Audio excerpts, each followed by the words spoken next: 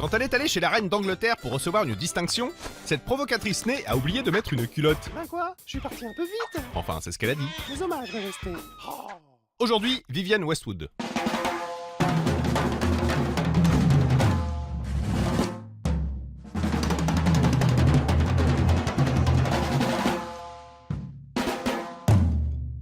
Née en 1941 pendant la guerre, la petite Vivienne Swire apprend très tôt à coudre avec sa maman, Allez, qui confectionne tous ses vêtements. finis ta laine, on n'a rien d'autre. C'est le temps des privations. En 1957, c'est l'émerveillement. Vivienne va dans une école d'art près de Londres, Et voici une statue grecque. mais elle arrête au bout d'un trimestre. Elle ne voit pas comment, avec son milieu social, Et voici une petite souillon. elle peut réussir dans l'art. Si c'est comme ça, je me barre. En revanche, Vivienne se voit bien enseigner. Elle devient institutrice. Bonjour les enfants. Mais son envie de création ne passe pas. Alors, Quand elle épouse Derek Westwood en 62, elle se fait elle-même sa robe de mariée. et voilà. 3 ans plus tard, leur union ne résiste pas au coup de foudre qu'elle éprouve pour le jeune Malcolm McLaren.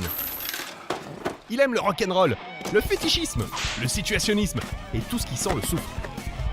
Vivienne quitte Derek, mais garde son nom. Ensemble, Vivienne et Malcolm cherchent à choquer. Ils ouvrent une boutique où ils vendent des vêtements bondage et des t-shirts provocateurs. L'un d'eux, montrant 2 cow-boys le sexe à l'air, À 3, j'enlève le chapeau. leur voit un procès pour obscénité en 75. Mission accomplie!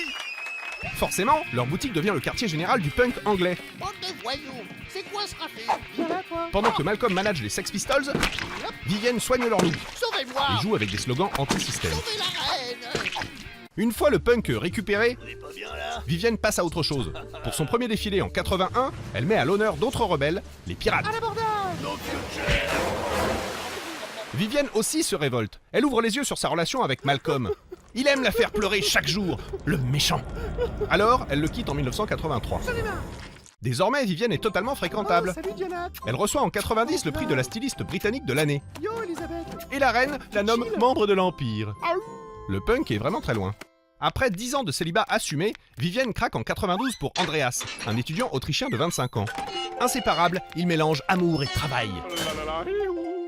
Malgré son bonheur, Vivienne commence à trouver la mode ennuyeuse. Je vais faire ça. Elle redevient activiste, Comme ça. mais cette fois pour la sauvegarde de l'environnement. En 2008, elle défile même contre le nucléaire Non au nucléaire. et rate les derniers instants de sa mère mourante. Oh non. Ah, trop tard. Déterminée à changer les mentalités, Eh bien soit.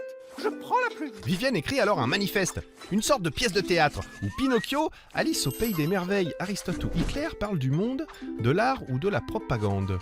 J'ai rien compris. C'est quoi mon texte? Ouais.